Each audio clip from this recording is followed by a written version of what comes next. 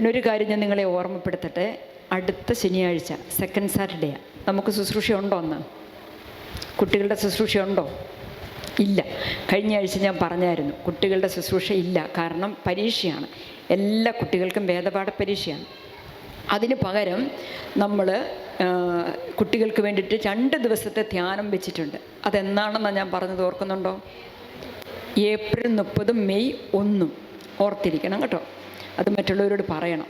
April 30 May 1. പിന്നെ വളരെ പ്രധാനപ്പെട്ട ഒരു കാര്യം ഞാൻ പറയുകയാണ്, പറയുന്നത് പോലെ കേൾക്കണം. അടുത്ത ആഴ്ചത്തെ നമ്മുടെ ശുശ്രൂഷയ്ക്ക് ഒരല്പം മാറ്റമുണ്ട്. അടുത്ത ആഴ്ചത്തെ നമ്മുടെ ശുശ്രൂഷ ചൊവ്വാഴ്ചയും ബുധനാഴ്ചയായിട്ട് നടന്നുകൊണ്ടിരുന്ന ശുശ്രൂഷ തിങ്കളാഴ്ചയും ചൊവ്വാഴ്ചയാണ്. കാരണം ബുധനാഴ്ച നമുക്ക് പാമ്പളാനി പിതാവ് വരുന്ന ഒരു പ്രോഗ്രാം വേറെ ഉണ്ട് നമ്മുടെ ഇടവകയിൽ.